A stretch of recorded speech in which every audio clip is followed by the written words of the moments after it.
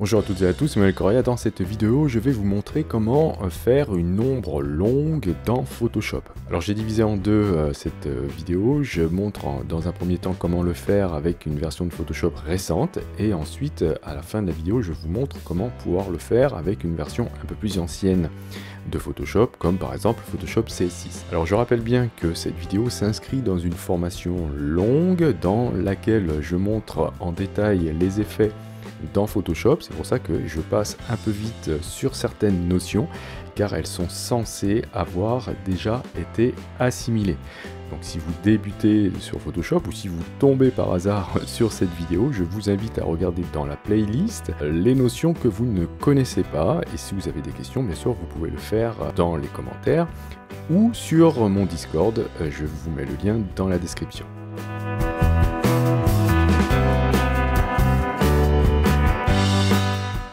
Eh bien, on va essayer de réaliser cet effet d'ombre longue. C'est une ombre portée qui est très longue. On va profiter de la possibilité d'avoir plusieurs ombres portées pour un seul calque pour réaliser ce type d'ombre. Avant, il fallait à chaque fois créer une copie du calque sur lequel on allait décaler l'ombre progressivement, ainsi que sa taille et réduire l'opacité. Voilà, il aurait fallu qu'on le fasse 9 fois, donc là maintenant c'est plus la peine de faire ça, puisqu'on a l'ensemble des effets sur le calque. Très clairement ici, pour réaliser cet effet, il va falloir faire progressivement s'atténuer l'ombre. Une ombre, pour qu'elle soit réaliste, doit être assez foncée, assez marquée près de l'objet, et progressivement elle s'étale, elle s'amenuise, et l'opacité se réduit. Donc c'est ce qu'on va faire maintenant. Alors je vais tout jeter à la poubelle, et on va recommencer. Voilà, je jette la forme aussi. Pour vous expliquer la taille de mon document, c'est une page A4 en fait, en 300 dpi. Donc j'ai fait fichier nouveau, je suis allé chercher ici impression, et A4 vous allez le trouver là ou dans la liste ici. Voilà. Et j'ai créé une forme avec ici l'outil forme personnalisée. Je suis allé chercher, c'était cette forme là.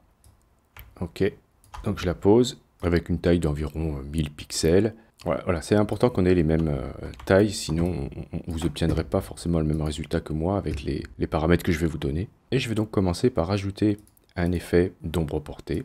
Je vais restaurer les paramètres par défaut et on va commencer par trouver la couleur de notre ombre.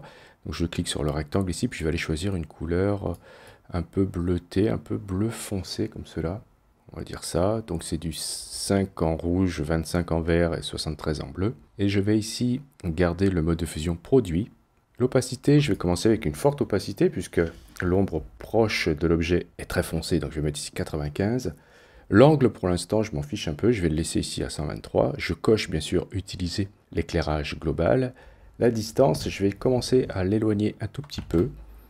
Voilà, pour pas que ça soit trop marqué. Donc j'ai mis 20 pixels. Grossi, je vais le laisser à 0, et la taille, je vais le mettre à 15. Je vais laisser la qualité, le contour par défaut. Alors je peux peut-être ajouter par contre 3% de bruit. Ok, donc voilà pour la première étape. Ensuite, je vais cliquer sur le petit plus ici. Ça va m'ajouter une ombre portée en dessous. Mais par contre, ça reste le premier effet ici sélectionné. Donc moi, ce que je veux, c'est cliquer bien sur l'ombre qu'il y a en dessous, celle-ci, voilà. Et je vais modifier les paramètres. Je vais laisser la couleur. Par contre, je vais mettre l'opacité maintenant à 80%. La distance à 45. Alors 45, voilà. La taille, je commence à l'agrandir. 30 pixels. Et le reste, je laisse par défaut. Et je vais poursuivre de la même manière. Je vais cliquer sur le petit plus. Sélectionner l'ombre en dessous. Choisir de laisser l'opacité à 80%. La distance, je vais l'augmenter à 65. La taille, je la mets à 40. Je laisse le reste par défaut et je clique sur le petit plus pour poursuivre. Ici, je vais mettre 105 en distance. Je commence déjà à m'éloigner un peu. Je vais mettre la taille à 60 et je laisse le reste par défaut. Je clique sur le petit plus. Voilà, je continue comme cela et je sélectionne l'ombre en dessous. Celle-ci, je vais la mettre toujours avec une opacité de 80. La distance, je vais l'augmenter. 160. La taille, je vais la mettre à 115. Et le reste, je laisse par défaut. J'appuie sur le petit plus, je poursuis. Ouais, c'est un peu monotone, je vous l'accorde. Ici, je vais commencer à baisser l'opacité. Ensuite, ici, je vais mettre 200 pour la distance et 125 pour la taille. Je clique sur le petit plus, je sélectionne l'ombre portée. Je vais mettre ici l'opacité à 60%, la distance à 300, la taille à 130 et j'appuie sur le petit plus pour ajouter une ombre. Je clique sur l'ombre portée. Je vais mettre ici une opacité à 50, la distance 400, la taille 250. Je laisse par défaut et je vais en ajouter encore un autre, ce sera le dernier. Je vais mettre 40% en opacité, 500 en distance, en taille, je vais laisser à 250 puisqu'on ne peut pas aller au-delà. Et je vais laisser comme ça. Je vais ensuite cliquer sur Nouveau style, bien sûr, et je vais nommer ce style ombre longue. C'est pas la peine ici d'inclure les options de fusion de calque puisque nous n'en avons pas. Faites attention de bien cocher inclure les effets de calque, ça c'est important. Je clique sur OK.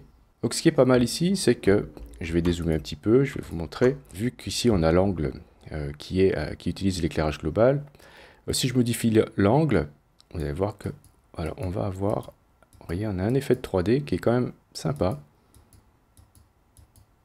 On a l'impression que c'est éclairé par une lampe.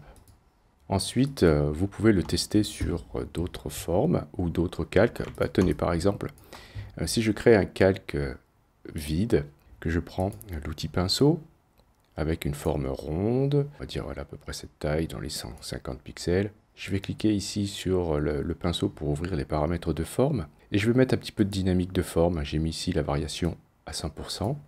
Je vais cliquer ensuite sur diffusion. Et j'ai mis une petite diffusion voilà, à 220% à peu près.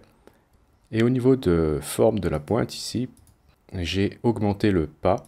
Je l'ai mis aux alentours de 130. Ce qui va me permettre voilà, de dessiner comme cela des petits points étalés. Et si je vais chercher le panneau style et que j'applique le style que nous venons de réaliser, je vais obtenir voilà, un effet comme ça.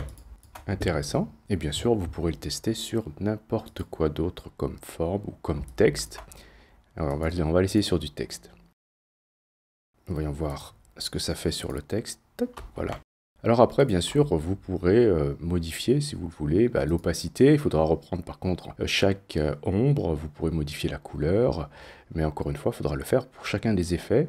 Donc voilà comment réaliser simplement une ombre longue dans Photoshop sur un seul calque. Alors pour ceux qui ont encore CS6 ou une version de Photoshop qui ne dispose pas de la possibilité d'avoir plusieurs ombres portées sur le même calque, je vais vous proposer une solution. Je pars ici avec toujours la même forme qui m'a servi pour l'exemple précédent. Et bien sûr, cela pourrait être autre chose qu'une forme vectorielle. Vous pourriez utiliser un dessin, comme je vous le disais. Mais l'étape qui va suivre est hyper importante afin de pouvoir modifier rapidement la forme si vous ne voulez pas à chaque fois tout refaire. Alors, ce que je vais faire pour cela, c'est faire une conversion de ce calque en objet dynamique. Je vais faire un clic droit à côté du nom du calque, choisir dans la liste convertir en objet dynamique. D'accord? Et ce que je vais faire aussi, c'est dupliquer ce calque et ce sera mon calque témoin. Je vais faire un clic droit sous l'œil pour aller chercher une couleur pour bien le départager des autres. Je peux le désactiver, d'accord? Et je vais travailler sur le calque en dessous qui est ma forme de base. Je vais commencer par ajouter une ombre. Donc je vais aller cliquer sur FX, choisir ombre portée, d'accord? Et le principe ici sera comme je l'expliquais en début de vidéo, c'est-à-dire faire des ombres qui sont très marquées proches de la forme, avec une taille réduite afin d'avoir une ombre précise. Et il faudra faire attention ici de bien cocher éclairage global. Donc je valide cette première ombre et je vais ensuite dupliquer ma forme. Alors je peux la faire glisser sur l'icône ici à côté de la poubelle ou utiliser le raccourci CTRL-J sur PC ou Command-J sur Mac. Je double-clique à nouveau sur l'ombre portée pour la paramétrer.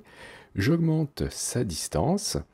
Je réduis son opacité. Et je vais augmenter sa taille, d'accord? Et je vais recommencer comme cela, autant de fois que nécessaire afin d'obtenir l'ombre longue que je souhaite. Donc voilà, j'ai dupliqué encore une fois mon calque, j'augmente la distance, j'augmente sa taille légèrement, je réduis son opacité et je poursuis.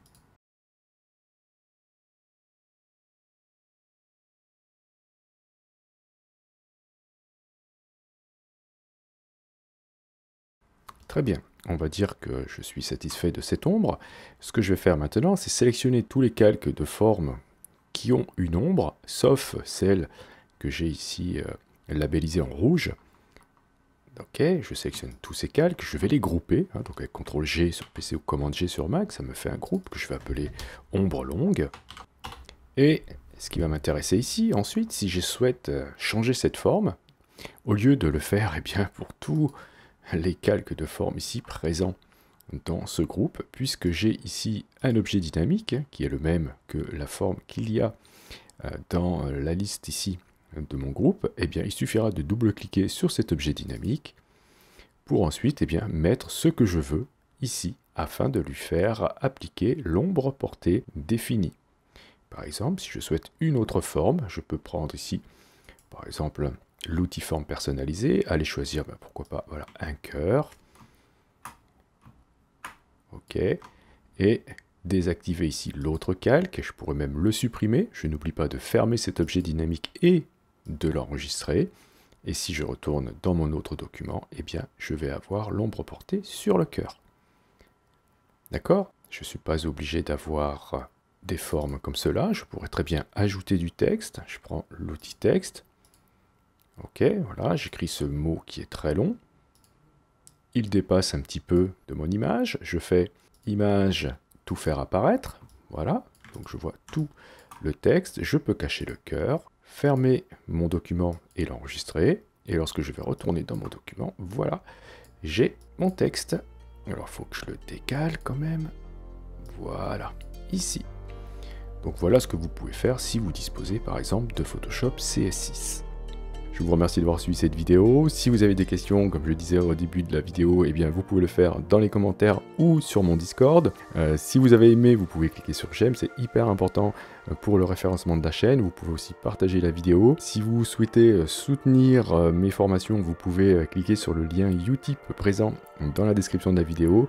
Et si vous n'êtes pas encore abonné, vous pouvez cliquer sur abonnez-vous. N'oubliez pas la petite clochette pour être averti des prochains cours ou des prochains tutos. Et justement, on se dit à la prochaine pour un autre cours ou pour un autre tuto.